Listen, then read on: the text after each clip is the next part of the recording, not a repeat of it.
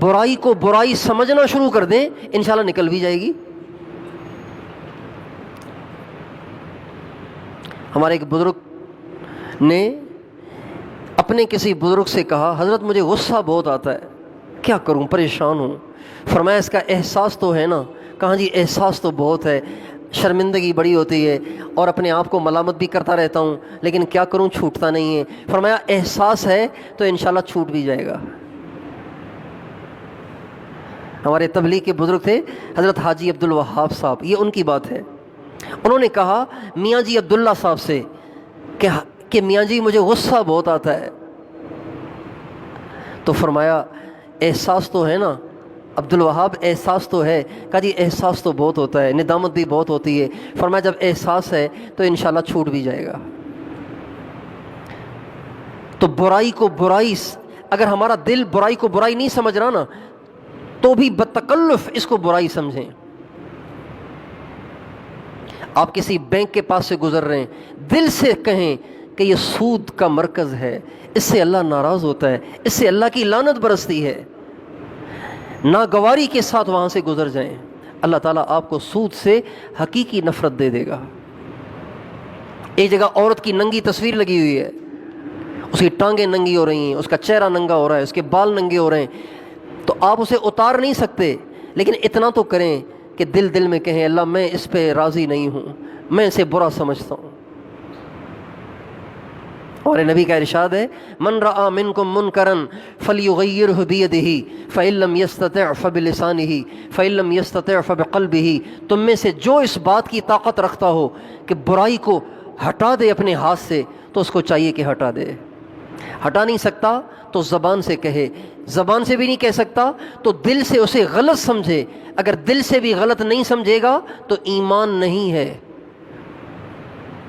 آپ علیہ السلام فرماتے ہیں کہ اس شخص کے پاس ایمان ہے ہی نہیں، وَلَيْسَ وَرَاءَ ذَلِكَ حَبَّةُ خَرْدَلٍ مِّنْ ایمان، اس شخص کے پاس رائی کے دانے کے برابر بھی ایمان نہیں ہے۔ تو بھائی ہم برائی کو برائی سمجھنا شروع کر دیں، برائی کو برائی حکمت بصیرت سے کہنا شروع کر دیں۔ حکمت بصیرت سے برائی کو برائی کہنا ہے، حکمت بصیرت سے۔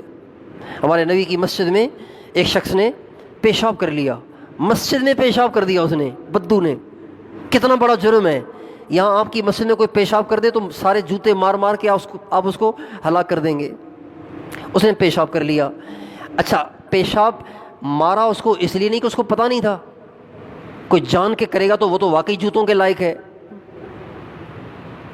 اسلام کا ابتدائی دور ہے، وہ اسلام سیکھنے کے لیے آیا ہے، ابھی اسلام قبول نہیں کیا اس نے۔ مسجد میں آیا، دیہاتی آدمی، اس زمانے میں شلوار تو تھی نہیں، لنگی کو ہٹایا اور مسجد میں پیشاب کرنا شروع کر دیا۔ صحابہ نے جو دیکھا مسجد کا تقدس پامال ہو رہا ہے تو وہ پریشان ہو گئے، کھڑے ہوئے اس کو پکڑنے کے لیے، اور ہمیں نہیں، اسے پکڑو نہیں، اسے کرنے دو۔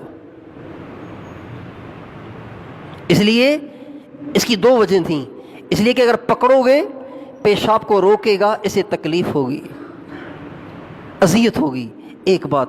دوسری بات یہ، اگر یہ روکے گا نہیں تو پیشاب کے ساتھ بھاگے گا تو دوسری جگہ کو بھی ناپاک کرے گا، اس لیے ابھی کرنے دو، اسے سمجھا دیں گے اسے۔ جب وہ پیشاب کر چکا تو آپ علیہ السلام نے پھر بھی فوراً اس کو سمجھایا نہیں، آپ نے پانی کا ڈول منگوایا، کچی زمین تھی، پانی کا ڈول منگوایا، پانی کا ڈول لے کے اپنے ہاتھوں سے اس کی پیشاب کی جگہ بہایا اور صحابہ سے فرمایا دیکھو نا، پاک ہو گیا نا، پاک ہو گیا نا، اگر تم اس کو پکڑ لیتے اسے تکلیف ہوتی۔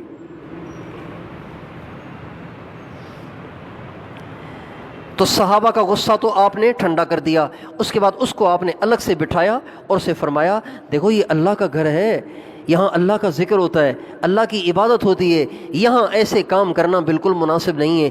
وہ شخص آپ کی اس تربیت سے اتنا متاثر ہوا، اپنے خاندان میں واپس گیا اور اپنے خاندان والوں سے آپ علیہ السلام کے اخلاق کا تذکرہ کیا اور کہنے لگا ما قہرنی وما نہرنی، نہ مجھ پہ غصے ہوئے نہ مجھے ڈانٹا، بلکہ مجھے محبت سے سمجھایا، یہ بتا بتا کے 80 خاندان مسلمان کر کے لے آیا۔ ہم اپنوں کو توڑ دیتے ہیں ڈھنگ نہ ہونے کی وجہ سے، طریقہ نہ ہونے کی وجہ سے۔ اس لیے برائی کو برائی کہنا بھی ہے اور برائی کو برائی سمجھنا بھی ہے، لیکن کہنا ہے حکمت سے۔